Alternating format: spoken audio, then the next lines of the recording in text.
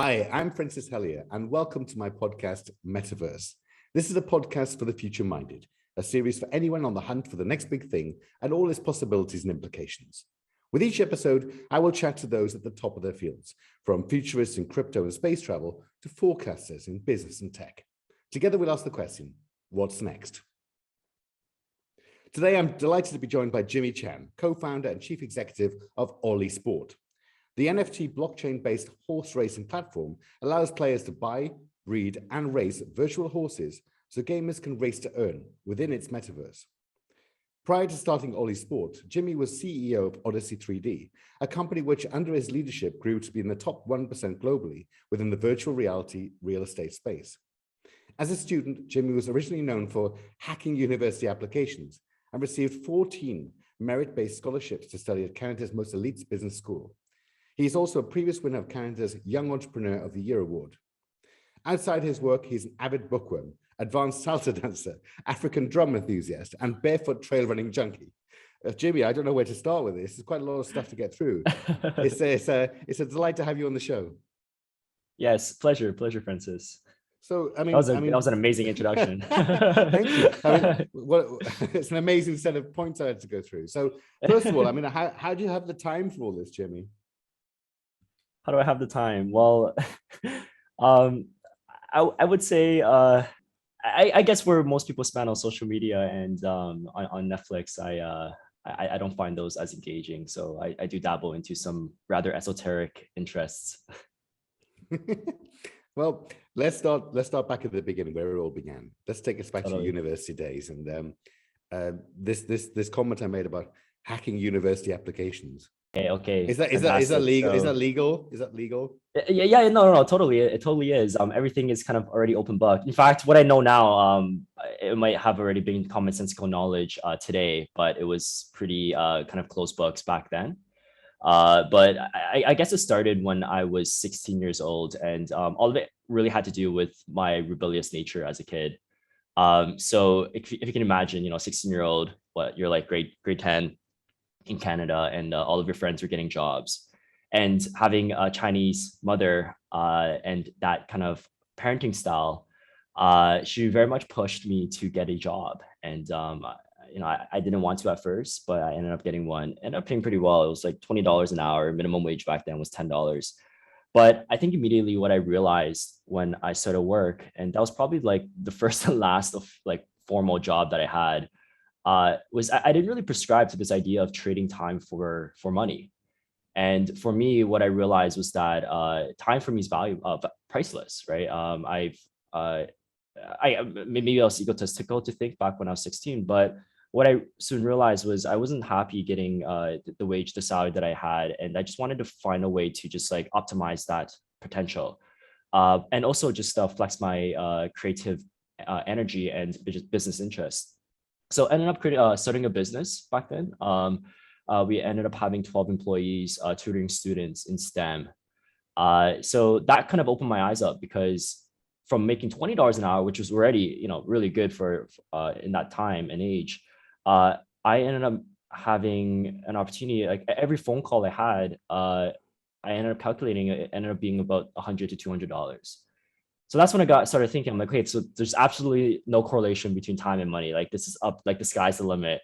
And I guess that experience set me up to think even bigger. And close to the time where university application came about, and in Canada, the process is that you have to write like supplementary applications and essays to get into schools.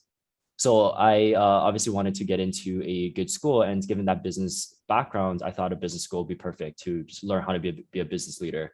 But I guess I got a little bit obsessive, and I found a way essentially that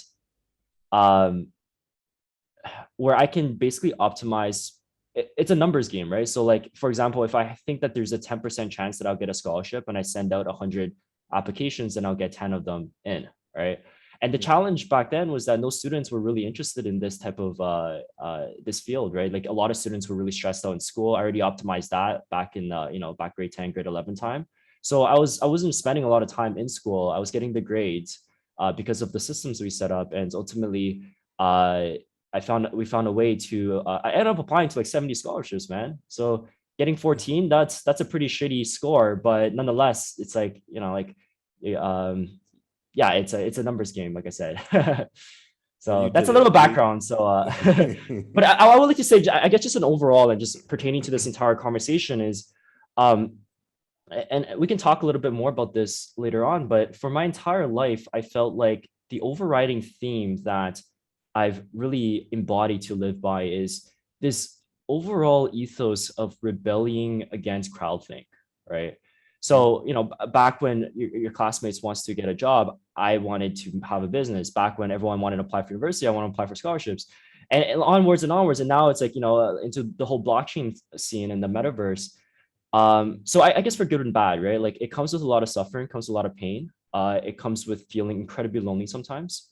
But it also has given me some of the most craziest stories to tell and some of the most, I guess, adventures in my life, right? I think that's right. I think that people who are entrepreneurs, they don't fit the mold, do they? They're different from everyone else. It's a strange position to be in sometimes, especially when you're younger. You feel like you're different from everybody, and you challenge. It's challenging because I think that school teachers, for example, want you to fit a particular category. They want you to follow whatever career advice, and they want to peg you into that particular slot. And sometimes it doesn't work out that way. And the most inspiring entrepreneurs are those that just are different and do things differently. So let's go back to your current role at Oly Sport. And can you tell us a bit about the sort of founding journey and how you got to where you are today? Yeah, for sure.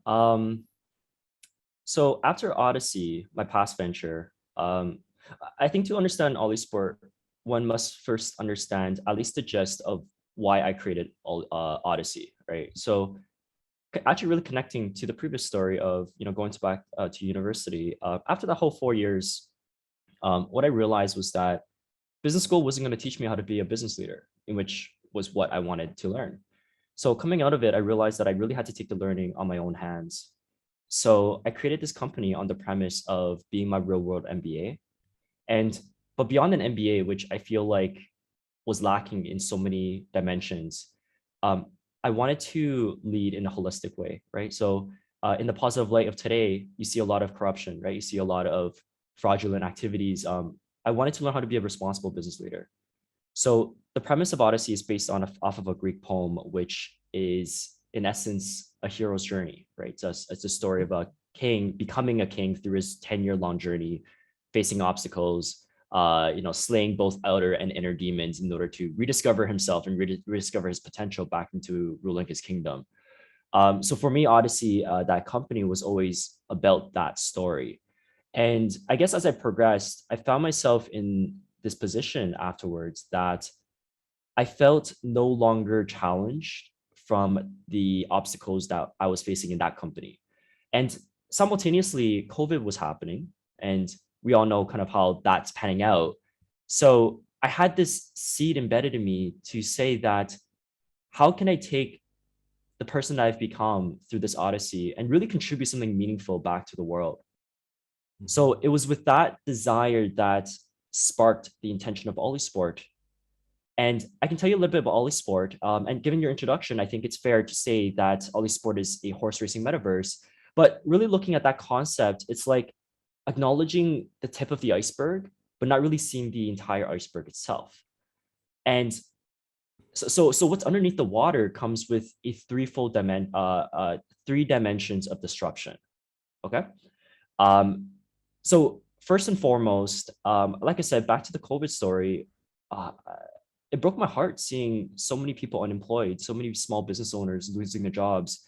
And I guess the positive spin, in which we talked about previously, is that so the intention of this metaverse we're creating, we want to create a home so that if people were to lose their jobs, whether to AI, to COVID, or whatever cause, right, or even investors wanting to invest full time, they can literally play video games for a living, engage in our metaverse for a living.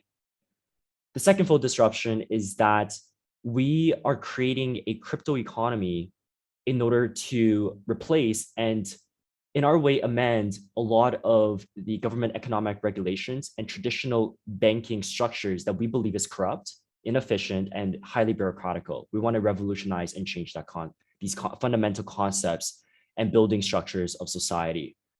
And as the last point, we are the first metaverse to launch that will connect virtual land, right, in-game NFT land with real land, backing the two together.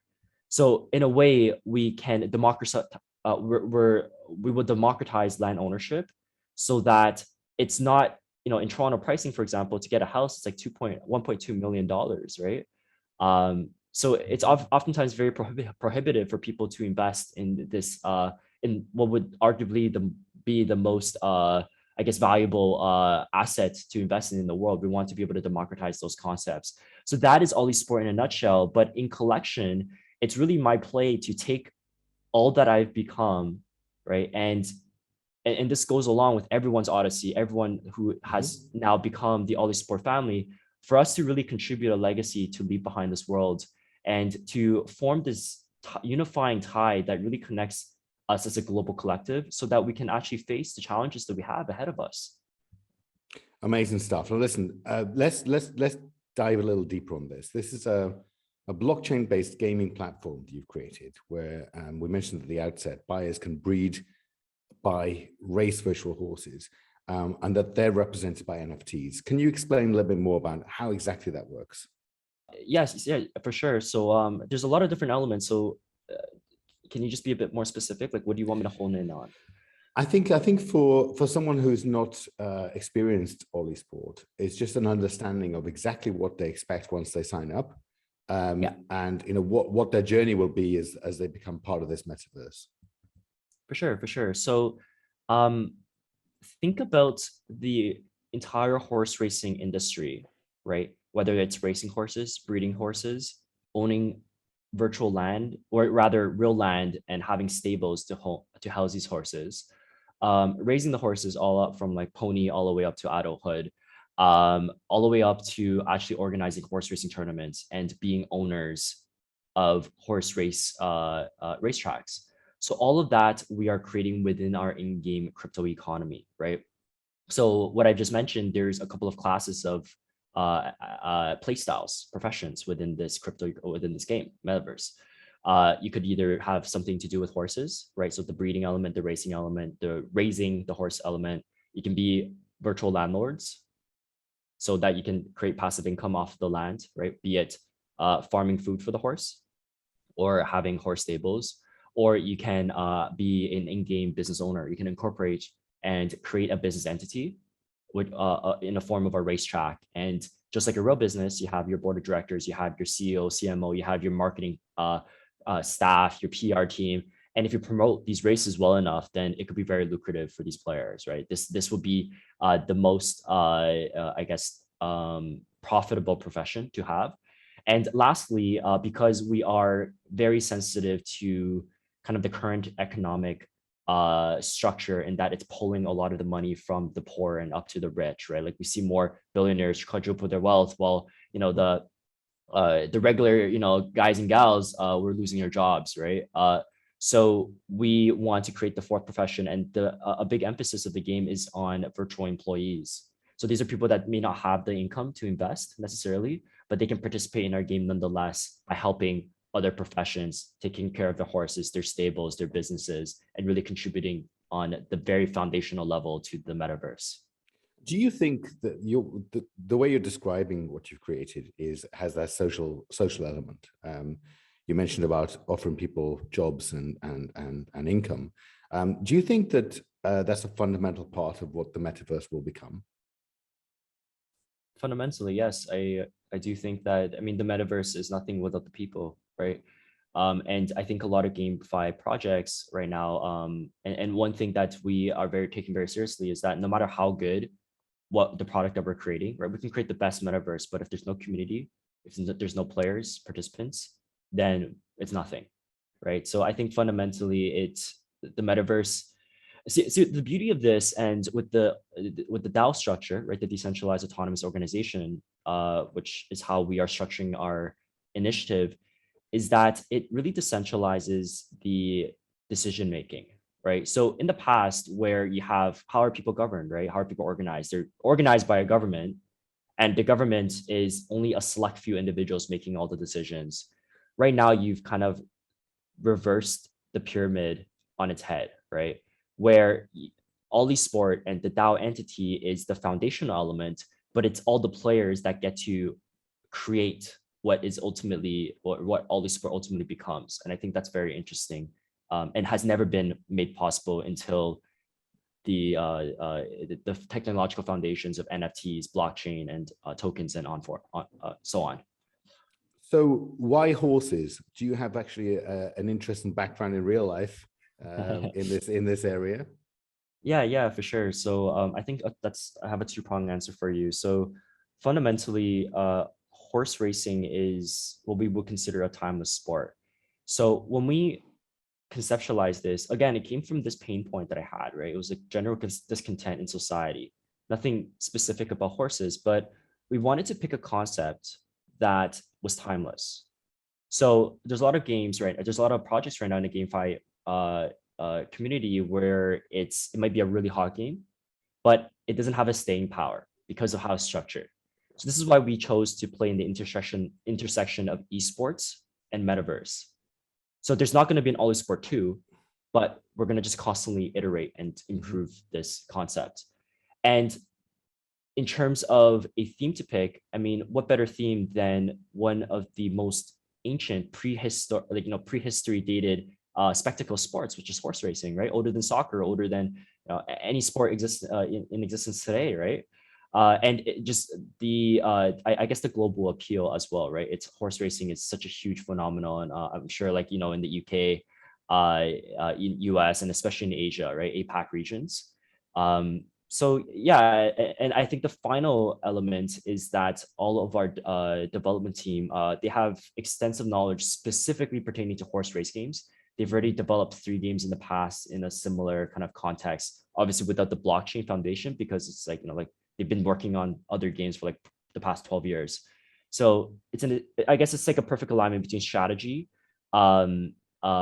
experience, and I would say the last thing is I personally love nature, so I want to do something involving animals, nature, something related to that. So that's the triad.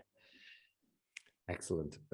Now the horses have a bloodline and genes to pass on, which reminds me obviously of CryptoKitties back in the day.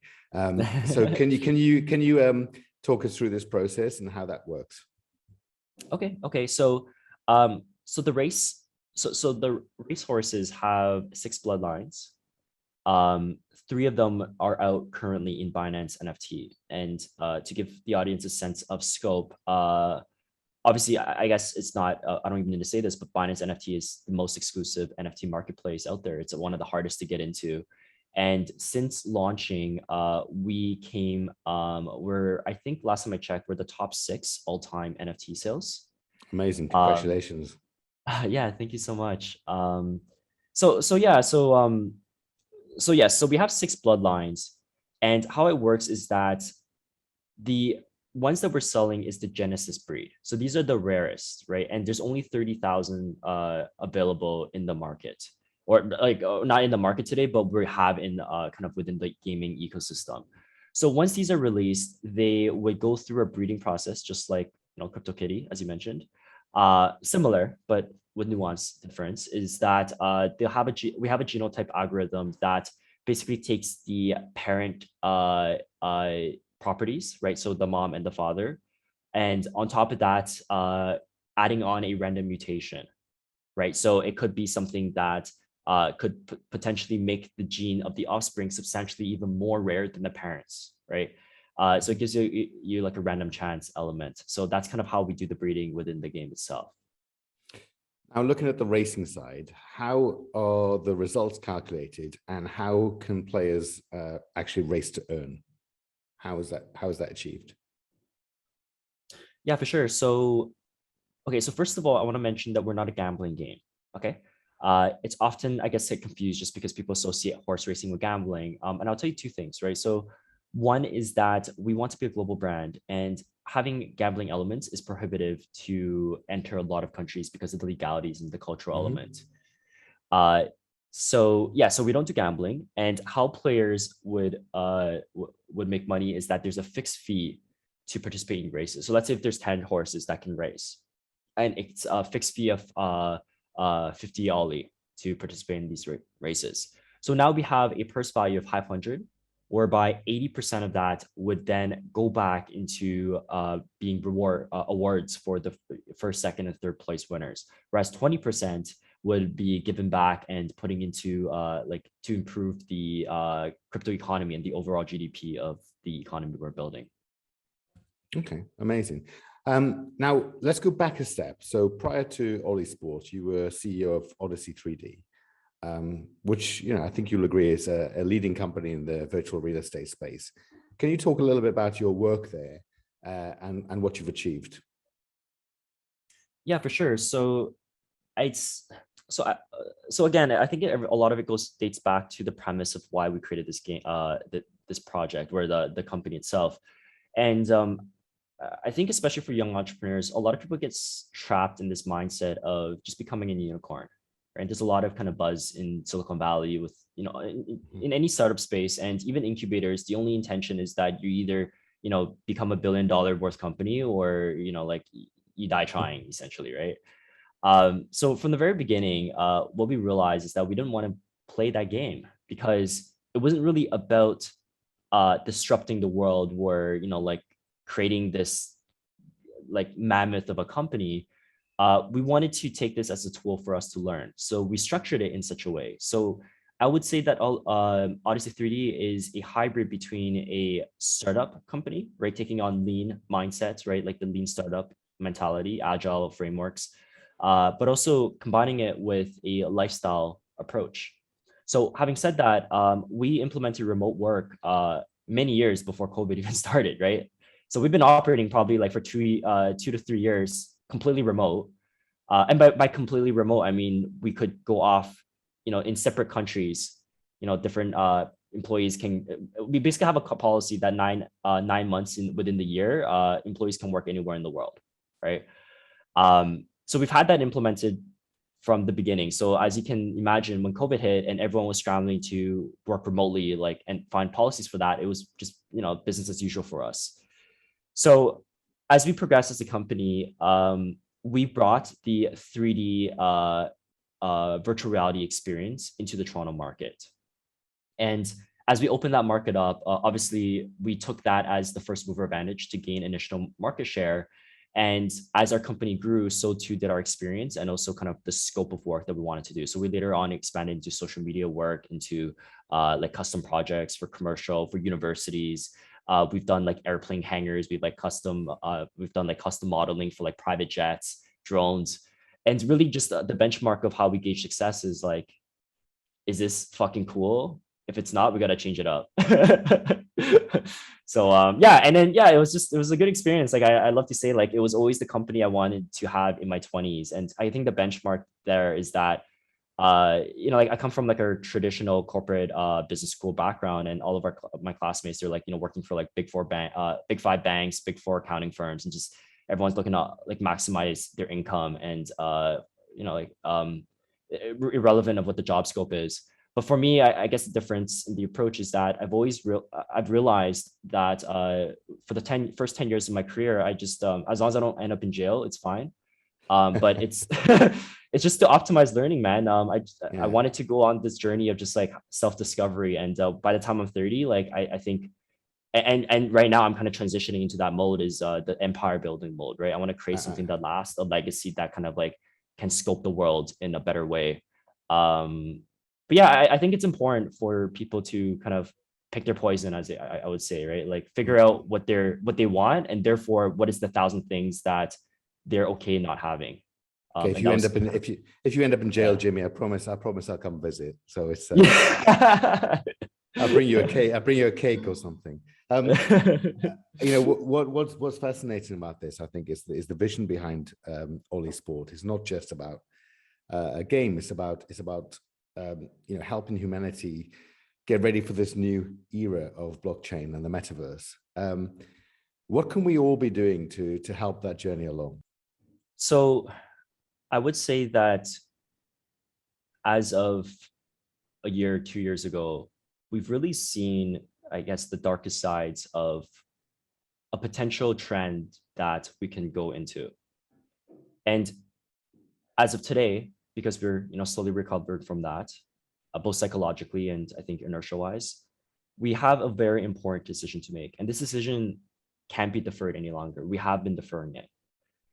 So the decision that we have to ask ourselves is, do we want to live in a world that we're confident and proud to give to the future generation, to give to our kids? And it's very much with this question, and like both my wife and I we're still a young couple, so we're planning to have kids, but it was that apprehension. It was I wasn't comfortable having kids in this world, and therefore Oly Sport had to exist. So I would ask you the same question, right? If the answer is no, if you're not comfortable where you're at, you don't need to be the one to save the world. But what are you doing to be a part of the solution? And I would say that, see, I constantly have this inner battle, right? I say like it's the battle between the hermit archetype and the king warrior archetype, whereby the hermit in me simply just wants to fuck off, like literally, quite literally, fuck off and just live in a mountain. I feel you. And I'm an introvert myself, so it's quite easy for me to just leave, and just books are free nowadays, so I can just like read books for the rest of my life and I'll be very happy and content. But I think there's this such inner pain in me seeing what's happened today that compels me to do something. And I would like to say, like, all of us, we live the life that we have today only once. So what type of life do you want to live? I think it's almost like, see, sometimes I feel like I'm going insane because a lot of my peers and people I've grown up with, they're still concerned of what I would consider as the mundane. But again, I'm projecting, right? They're concerned about their income. They're concerned about making, buying the nicest car, right? Paying off their mortgage. But I think just how, from my understanding of exponential growth patterns, because I'm a technologist at heart, right? I'm an entrepreneur at heart, and taking that same growth model and looking into a lot of the global issues that we have, it's very clear that a lot of these mundane concerns is completely irrelevant, because you're not going to have that concern, like quite literally like 10, 20, 30 years from now, if we don't change up how we're behaving in the next decade. Agreed. So yeah, my ask really is just consider these points, right? And Oly Sport is really one person's play, right, to solve these, but there's a lot of people trying to do good things. So support these projects. Yeah. Jimmy, what are you're obviously a visionary, and I'm really enjoying our conversation, but I just wanted to ask you where you see us going in the next 10, 15 years. What are the technologies that will be fundamental to our lives? So look, I think we talk a lot about technology, and truly, like I'm sure your guests will have a lot of feedback on that. And I will say, I guess maybe like a summary of that. It's very clear, like blockchain, metaverse, like we need these unifying concepts because we have global issues now. And if we're separate, there's no way we can solve it, right? We'll end up having bullshit plans that's proposed by the UN that really doesn't move the needle forward, right? We'll have ambitious goals set for 2050, 2060, 2070, and we'll basically not move anything forward, but politicians will keep continuing talking bullshit. So I would think more fundamentally, beyond technology, which is really very much a tool, we need to fundamentally shift and move to a new global paradigm of thinking, right? So this paradigm, I would say, is to realize that we are not at war with each other, nor are we at war with technology, right? Nor are we with technology at war with non-technology, right? So I think there's a lot of polarity.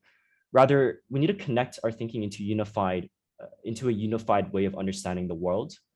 And I think more importantly, to just realize that we're in it as a collective species, and we need to have a collective solution to really move everything forward. So yes, so I would think like the next 10 years, like I'm an optimist. So I think that because of COVID and how it's isolated people, it's really given people opportunities to really think about these issues and have these as existential questions that they need to find answers for. And I think the answers are coming up little by little. Now, Jimmy, I can't let you Yeah. go without talking about the salsa dance and the African drumming, the barefoot trail running, all these rather marvelous things I wish I could do. So tell me a bit about that before we wrap this up. Yeah, no, totally. And I think that kind of fills the gap between what I did in those 4 years before, after, getting those scholarships and before Odyssey. So essentially in those 4 years university, I've realized quite early on that I fucking hated university, man. It was just a process of memorizing slides, regurgitating them, and then forgetting them 3 months later with context and content that wasn't even relevant in today's world, right? So I realized that I was either going to drop out or I had to basically reinvent education. So having very kind of like uptight, like type A parents, I realized that it was easier for me to just reinvent the model and customize my degree versus the other, versus dropping out. So I work with faculty within my school to basically position it so that we can actually create a custom course just to scratch my own itch, so that I had an opportunity with some classmates to essentially backpack Latin America. I ended up extending this for 2 out of the 4 years in my undergrad. So half the time when I was in school, I spent just like traveling the world, doing odd jobs. I interviewed the past president of Guatemala in Spanish. Obviously picked up the Latin interest in salsa, bachata, merengue, all of that. Trekking down south. And ultimately kind of just traveling the world and doing weird things, right? Helping Asus Computers launch their multinational brand, because they're a Taiwanese company in Latin America, like speaking Mandarin, English, and Spanish. And finally, where that took me was Israel, which is for people who don't know, there's people say it's a startup capital, right? Startup nation, because per capita, they have 7 times more entrepreneurs than anywhere else in the world, including the States. So I ended up going there with a couple of engineers to study technology entrepreneurship, and long story short, that was the birth of Odyssey3D. Amazing. Jimmy, last question, because I know we're conscious of time now, but last question is, what does the future hold for Jimmy Chan? What does the future hold? Well, right now the market's pretty shit with the whole crypto downtrend. So I'm taking a pretty kind of like a stoic mindset when it comes to kind of pursuing the future. I think right now I see this whole journey as really a vehicle for me to just realize how do I become the best leader I can, the best CEO, right? And oftentimes, especially what the past couple of months have told me, given the market trend, is that I can't control everything, right? We were on track to become a unicorn quite literally this time. Like right now, we should have been a unicorn if we kind of followed through the trend, but then the downturn happened and everything got shot up in the air. So I think for the coming next little while, I'm leaning into a lot of kind of the mindfulness practices myself, trying to be the most resilient leader amongst these uncertain times. And I very much tell people in our company that, at the beginning, sexy, right? We raised like $2 million in like given a month, right? One of the fastest fundraising ever. And in the end is quite nice too, right? You become a $50 billion Axie Infinity. But it's that messy middle that it's fucking grueling, but it's inspiring as well because it builds character. And I think both I'm grinding my teeth through the process, but I'm also in a sadistic way enjoying it, because it's this process that's going to make me enjoy the end so much more. So that's all I have to say, man. That's the future for me. It's just continuing doing what I'm doing every day. Amazing, Jimmy. Thank you so much. You've been listening to Metaverse with me, Francis Elliott. Thank you to my guest, Jimmy Chan, for a fantastic conversation. Tweet us at Metaverse Pod with any suggestions or feedback. And if you enjoyed the podcast, please do share a link on social media. You can sign up to receive an email when the new episode drops at our website, metaverse.fm. Thank you.